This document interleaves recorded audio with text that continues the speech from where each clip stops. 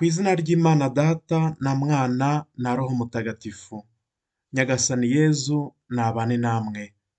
Bakristu bavandimwe, tugeze ku cyumweru cya gatandatu cya Pasika, umwaka A. Tuzirikane kuri aya masomo matagatifu. Isomo rya mbere turarisanga mu gitabo cy'Ibyakozwe n'Intumwa, umutwe wa 8, umurongo wa 5 kugera ku wa 8, n'umurongo wa 14 kugera ku wa 17. Twagiye tuzirikana muri Bibiliya ijambo ry'Imana, uburyo Abanyasamariya banze rwose kwakira Yezu Kristo n'abigishwa be, igihe ndetse Yohani yavugaga ati Yezu, ko abo bantu banze kukwakira. Dore turi mu rugendo aho tugana i Yeruzalemu. Uragira ngo aba bantu bo muri Samariya tubamanurireho umuriro, ubatwike ubarimbure bose, ko banze kukwakira? Yezu ati nimusigeho. Abo bantu bo muri Samariya ntibavugaga rumwe n'Abayahudi. Twumvise kandi uburyo mu ivanjiri ya Yohani umutwe wa 4, wa mugore wo mu bwoko bw'Abanyasamariya yimye Yezu amazi kuri rya riba. Yezu ageraho amubwira ati yaba wamenyaga ko ugusaba amazi ari we ahubwo waguha amazi, atazatuma wongera kugira inyota bibaho, uza kurura uzuba kuvoma amazi utanabishoboye, kumanuka mu iriba ngo wivomere. Wa mugore ati Nyagasani mpa ayo mazi, uraba unkoreye dore nararushye.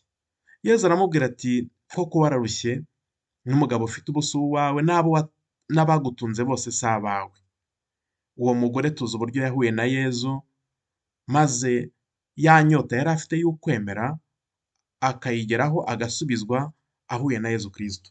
Abo rero bo muri Samariya banze Yezu Kristo n'abe, ndetse bavugaga bati ubwoko bwacu n'ubwanyu ntibusangira, ntibuvuga rumwe. Turababona mu isomo rya mbere noneho bakira umukiro. Ku cyumweru cyashize cya gatanu cya Pasika, twumvise uburyo hari abadiyakoni 7 babuhawe, baturukaga mu gace kavuga Ikigereki, kugira ngo bafashe intumwa mu bijyanye n'igaburo, mu bijyanye no gusaranganya ibyo batunze, ndetse no kwigisha ijambo ry'Imana. Umwe muri bo rero ni Filipo. Filipo turamubona mu mujyi wa Samariya, yarigishije yamamaza Yezu Kristo wazutse, maze abantu bakunda inyigisho ze, ndetse na Nyagasani agakora ibitangaza, abantu bagahinduka, bakanga shitani, bagakurikira Yezu Kristo, bakamwamamaza, baremera, barabatizwa. Ibyishimo biba byinshi muri uwo mujyi, maze Filipo, diyakoni Filipo, atanga raporo y'uko abantu bakiriye inkuru nziza, ayohereza i Yeruzalemu, ahari hateraniye za ntumwa zindi, barimo Petero na Yohani n'abandi bagenzi babo. Petero na Yohani na bagenzi babo bumvise iyo nkuru nziza ko n'Abanyasamariya bakinguriwe amarembo y'ukwemera, ko abenshi babatijwe, ko bamenye Yezu Kristo, ko bamwakiriye, nibwo bashyize nzira. Hakorwa inama hagati y'intumwa nyine, kugira ngo zohereze 2 muri bo, ari bo Petero na Yohani, kubaramburaho ibiganza no kubaha Roho Mutagatifu. Aha rero ni ikintu gikomeye bakristo bavandimwe, bakiriye Roho Mutagatifu, ibyishimo biba byose. Maze wa mudiyakoni Filipo nawe yumva ko ubutumwa bwe bushinze imizi, ko batisimu yari yaratanze, batisimu ni nk'uruhinja ruvutse, ni ugukingurirwa amarembo y'ijuru, ni ukuvuka bundi bushya, ariko kandi ntabwo uruhinja ruvuka ngo ruhite rwuzura ingobyi. Niyo mpamvu iyo batisimu igomba kurerwa, igomba kubungwabungwa, maze bahabwa isakaramento ryo gukomezwa, nk'isakaramento twakwita iry'ubukure mu kwemera. Bahabwa Roho Mutagatifu babikesha kuramburirwaho ibiganza n'intumwa, no gukorerwaho isengesho bijyana. Bahabwa Roho Mutagatifu ngo kuko nta n'umwe muri bo wari warigeze ahabwa Roho Mutagatifu. Roho Mutagatifu niwe uduha gukomera mu by'Imana, niwe uduha gukomera ku masezerano ya batisimu, ariyo kwanga icyaha, gukurikira Yezu Kristo no kumwamamaza. Uyu muryango kandi wo muri Samariya ni umuryango uteye ibyishimo. Wari waramenye uburyo Sitefano, umwe mu badiyakoni, yishwe ahawe Imana, Abakristo ndetse bavugaga ikigereki bagatatana bagakwira imishwaro birukanka hirya no hino, nyamara biratangaje kubona Abanyasamariya bakomera ku kwemera mu gihe babona ko bamwe muri bo bagiye baguhorwa. Burya koko gutoteza abakristo aho kugira ngo bizimye ubukristo, ahubwo itotezwa ry'abakristo ni nk'ifumbire ituma ubukristo bwera bugakwira hirya no hino bugashinga imizi.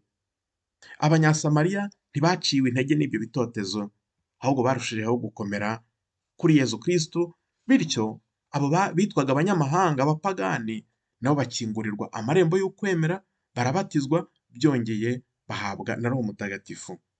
Bakoze rero urwo rugendo rw'ukwemera. Niyo mpamvu twumvise muri Zaburi ariyo ya 66 mu dukubo 65 bagira bati: "Mahanga yose nimusingize Imana, nimurate Uhoraho." Hano mahanga yose twakumva Samariya. Samariya singiza Imana, urate Uhoraho.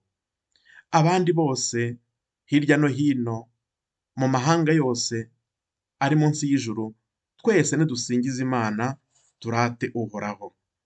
Iyo ni intero n'inyikirizo ya Zaburi y'iki cyumweru. Turakomeza kandi ku isomo rya kabiri dusanga mu ibaruwa ya mbere ya Petero intumwa. Ni ibaruwa ya mbere ya Petero intumwa, umutwe wa 3, umurongo wa 15 kugera ku wa 18. Petero intumwa aravuga ati: "Ubwo Kristo yazutse, akaba aganje mu mitima yacu, kandi akaba yaratsinze icyaha, ibishuko n'ubugome byose, natwe duhore dukenyeye, twambariye guha igisubizo gihamye umuntu wese uzagira icyo atubaza ku byerekeye n'amizero yanyu." Petero akomeza avuga ati: "Icyo mukoze cyose mugikorane ubwiyoroshye, icyubahiro n'ubugwaneza, nubwo turi mu isi y'uburyarya, aho batubeshyera, aho badusebya, aho badutoteza, nyamara twebwe tuzi ko dukorera Kristo. Icyaruta ni uko twakwemera kubabazwa, duhorwa ineza, duhorwa kugira neza no kwemera Kristo, aho kugira ngo tubabazwe dukora nabi, aho kugira ngo tubabazwe duhakana cyangwa dutera Imana umugongo." Muri make, iyi baruwa ya Petero ni ibaruwa yerekana ubuzima bw'uwemera, ubuzima bw'uwahawe Roho Mutagatifu, ubuzima bw'uwamenye Kristo wazutse.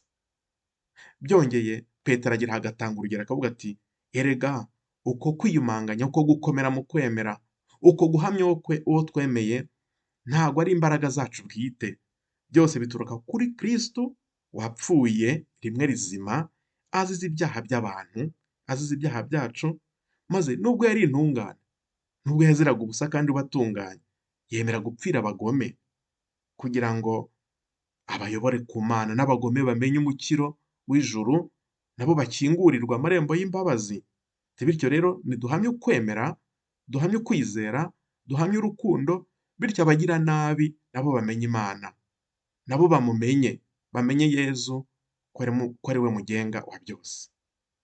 Ni ibaruwa ihamya imbuto za Roho Mutagatifu mu bemera. Bakristo bavandimwe, dukomeze kuzirikana, Ivanjiri ntagatifu yo iratangaza ku mugaragaro, ku buryo bweruye, ibanga rizigamiwe abemera Yezu Kristo ubwo agiye gusubira mu ijuru. Iyi Vanjiri ntagatifu nk'uko tuyisanga kwa Mutagatifu Yohani intumwa, umutwe wa 14, umurongo wa 15 kugera kwa 21, iri mu buryo Yezu yaganiye n'abe muri rya sangira rya nyuma. Rya sangira rya nyuma igihe yaremaga Ukarisitiya, agiye kuva kuri iyi si ngo asange se. Kandi ni mu gihe ntago bariye bucece, baturamye cyangwa se barakaye, bajunjamye, oya, basangiye baganira. Yezu Kristo ababuganizamo amabanga y'ingoma y'ijuru, yewe ababwira irya nyuma kandi rifite ireme. Arababwira ati: "Niba koko munkunda rero bigishwa banjye, muzakomere ku mategeko yanjye, dore mbahaye itegeko rishya.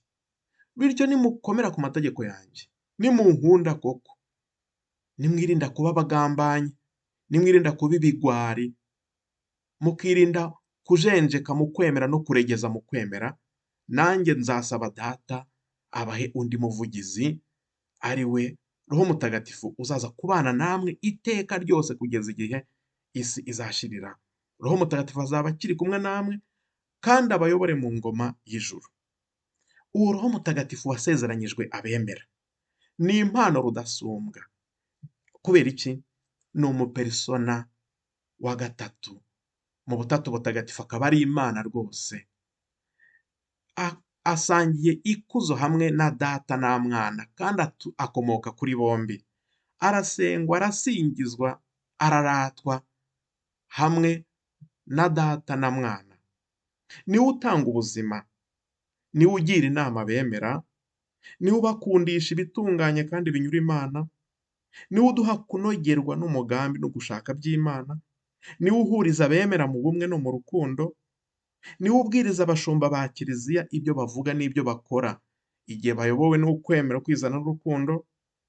Yewe niwe urwana kuri Kiliziya itotezwa no ku bemera batotezwa bahorwa Imana, niwe ubakomeraho akababera nk'umwavoka, akababuranira, akarwana ku ruhande rwabo kugira ngo batagamburuzwa kubera ububabare, bakaba batera umugongo uwo bemeye cyangwa bakaba bahakana ukwemera.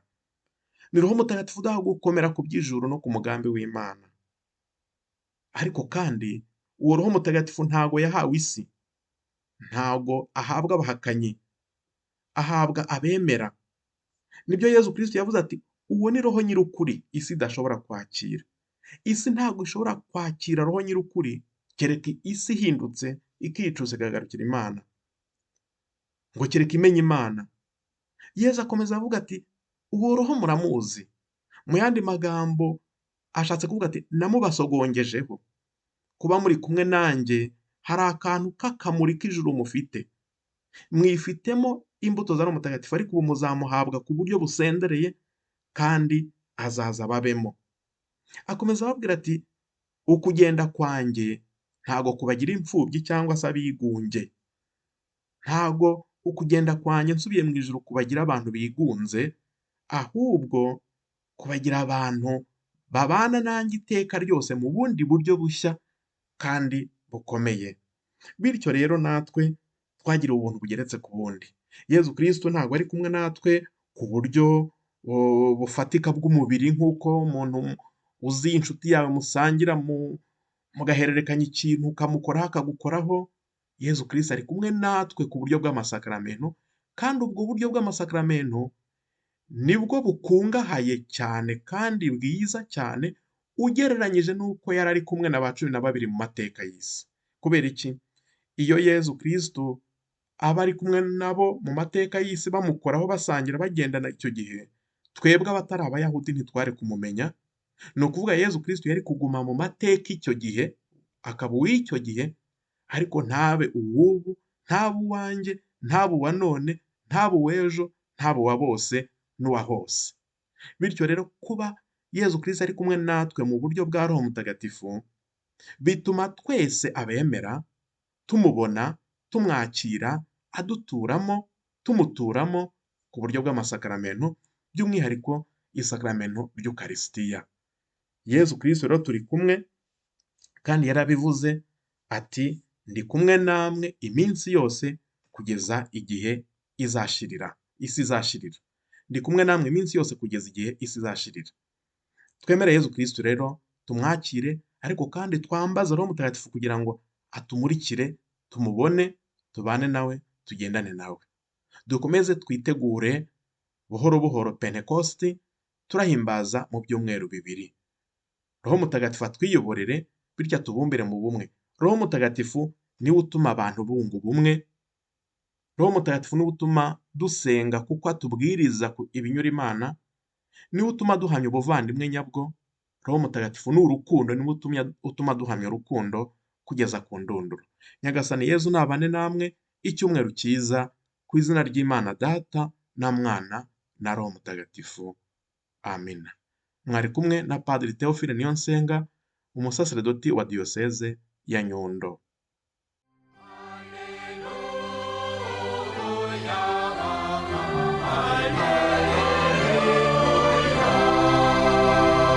Hallelujah.